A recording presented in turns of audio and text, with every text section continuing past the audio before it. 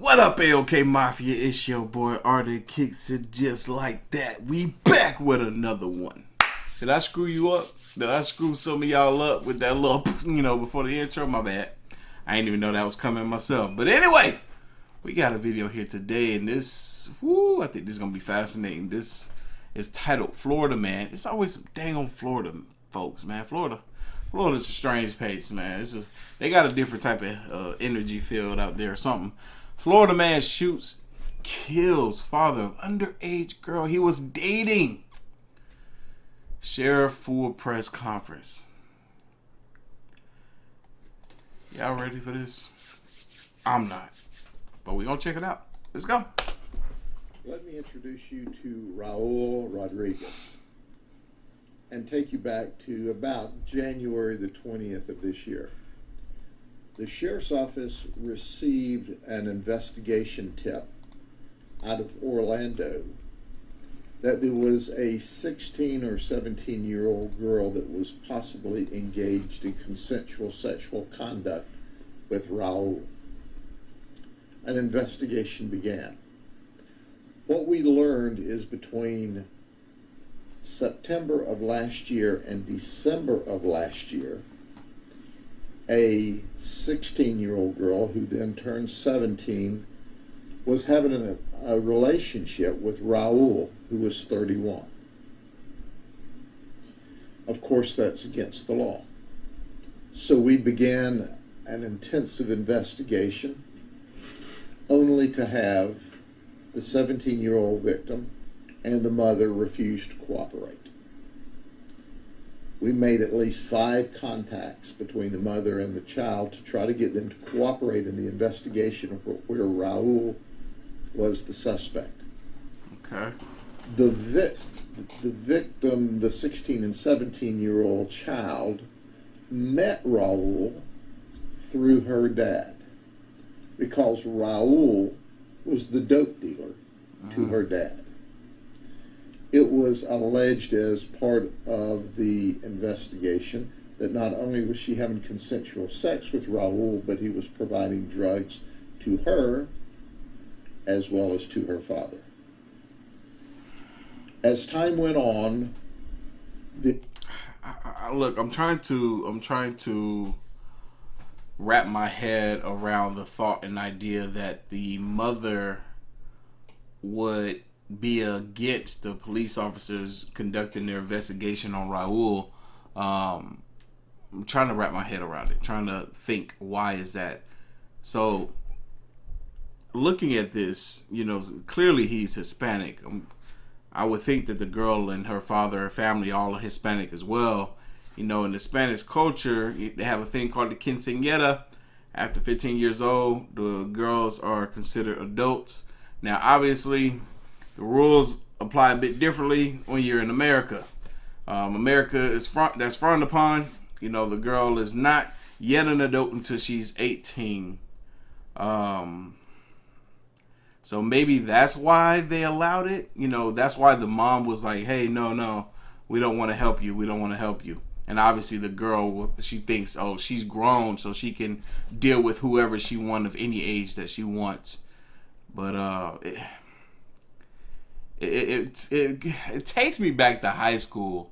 It takes me back to high school when you think girls past the age of 15, 16 years old, they have the options of either being with guys their own age or being with much older guys like Raul here. And obviously the option is a bad option for the adult like Raul, but for the girl, and then kids in school, you think of it a bit differently. I know back then we didn't think of those guys being pervs. We thought of those, like the girls as being like, oh, they can date older, so why would they want to deal with us type of thing. We didn't think like that. But this is all messed up regardless. They're determined to be a conflict that grew in anger between Raul and our deceased victim today. Okay. Our deceased victim today was the father of the 17-year-old girl who was having consensual sex in a relationship with her father's drug dealer, as it's reported to That's us. crazy.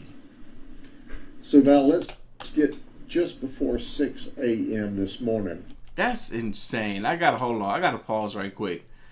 This man took the life of the daughter who he met through him. He met the daughter through this guy, and he took that guy's life. That's crazy. Like, how could you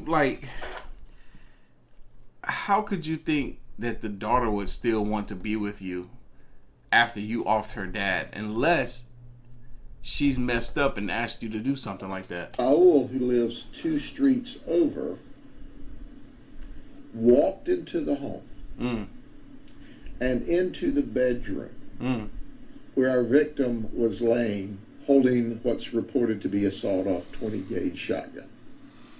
And he orders him to the living room. There was a female witness in that bedroom and saw Raul take our victim out of the bedroom at gunpoint. She heard arguing in the living room, and then she heard a gunshot. Raul then is beginning to walk out of the house, and he sees the witness. And he said words to the effect that, "Keep my name out of it," as he walked out of the house and back to his home, which is about 2 streets away. Of course, 911's called. Our deputies are there literally in minutes. We set up a perimeter. We launched aviation. And what we saw from the air with our aviation unit was a suspect of Raul's description leaving one house, going to another house. We learned that was his mother's house. Okay. And then he got into a black Chrysler 300 and drove away. Our aviation unit followed the suspect, notified the ground units, and our deputies took him into custody. Okay. Our investigation is underway. We determined that the victim is shot once in the chest with what appears to be a 20-gauge shotgun, probably with birdshot. Keep in mind, this is early in the investigation, and the information that I give you, we were all told, and we're still confirming this information. As you know, we release information early. Yeah. And sometimes that has to be modified as our investigation goes on. Gotcha. That's crazy. But I think if this young lady and her mother had cooperated, Yep. we would have had Raul in prison or county jail lockup. And he wouldn't have been alive with his shotgun to shoot and kill her father this morning. Exactly. Oh, wow. They reporting this on the day that it happened. This is crazy. And it's interesting that, and the news media may get tired of this, they're just going to have to. I'm so angry over this drumbeat of low-level nonviolent drugs. Once again, it's reported to us Raul was a K2 dealer to the victim and provided K2 and other drugs to our 17-year-old who refuses to cooperate. Wow. Our suspect, Raul, is a felon. Yeah. He has a long history of criminal conduct, from drugs to violent crimes. See, that's, I agree with that to some extent about the whole low-level non-violent drug dealing. It's still not right. It's still not right because it's still illegal. You shouldn't be dealing drugs if you don't have a pharmacy. He was not locked up, which is not unusual. He only had 14 previous charges, 6. So he could have worked those through the system. Backtracking what I was saying, at least if you don't have a license to sell certain drugs. But once again, it's not just low-level, quote-unquote, nonviolent drugs. It's the unintended or the consequences of that. Now, let me give you an illustration of the house, the place that our victim was staying. Okay. His mama's house. Some things you just can't make up. Uh-oh. When we went there with our search warrant, we had to fight our way in. Why? We had to fight our way in with 2 different cans of wasp spray. There were wasp nests, live wasp nests, all through the living room and the entry area. What kind of mess is that? Our crime scene. Who lives in the house like that? Oh my God. And why would this girl want to even deal with somebody like this? Techs were stunned. There were no windows in some of the areas of the residence. There were holes in the floor.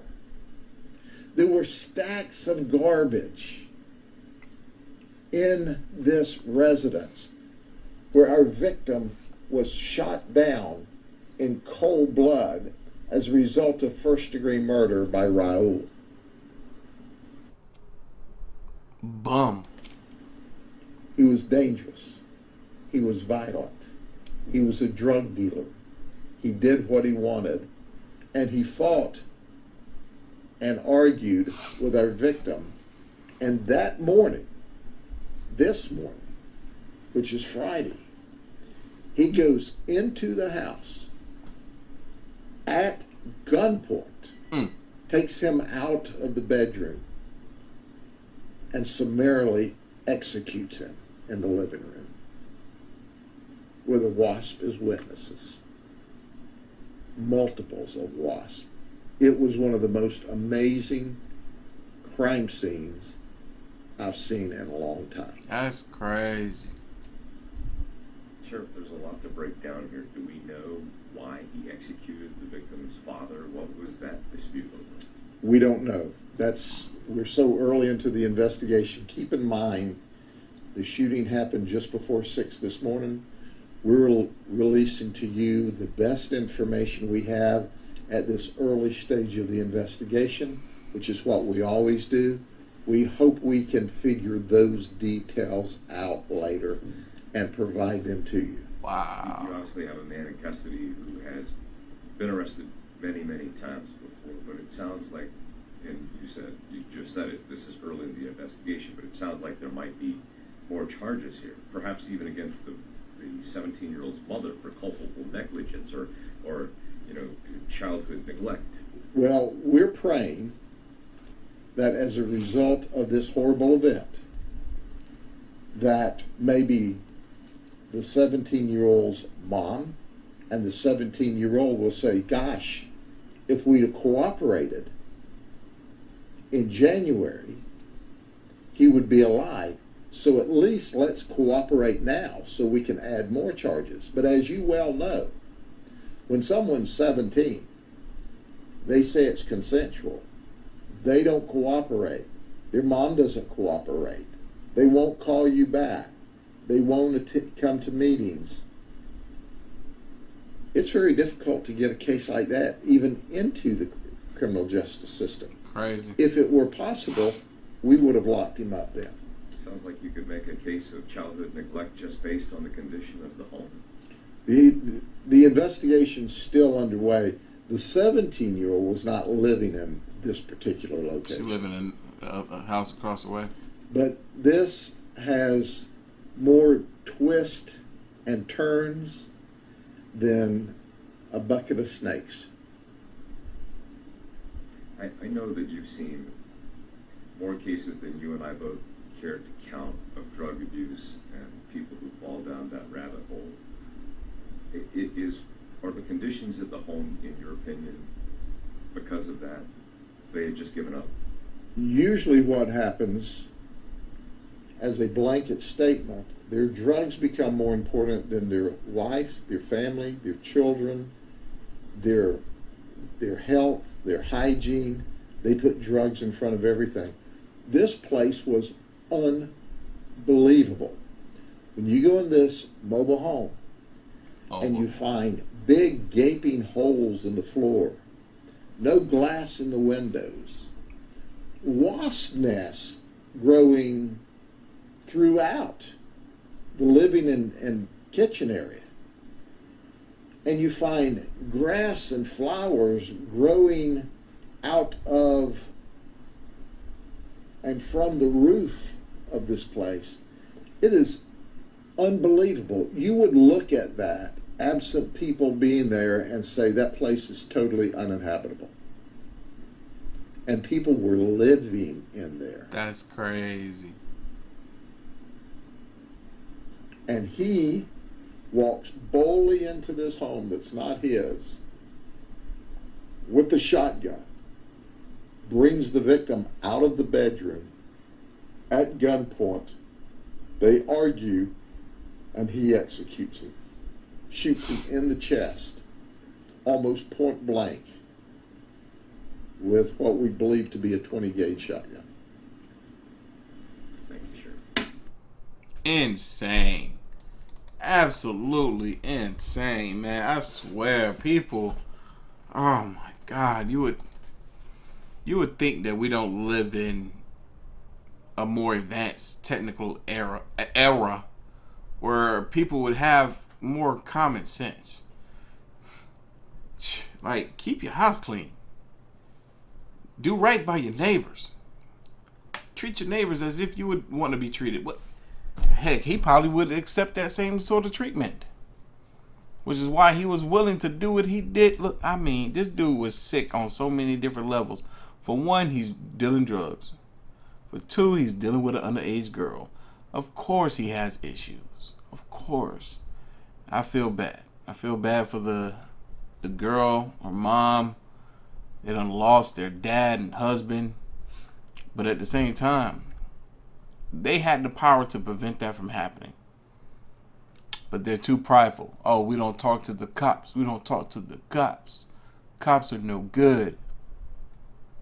The lifestyle got them all messed up. Will they do better? Only time will tell. But y'all know what time it is. I'm going to catch y'all later. I don't even want to say the outro. See ya!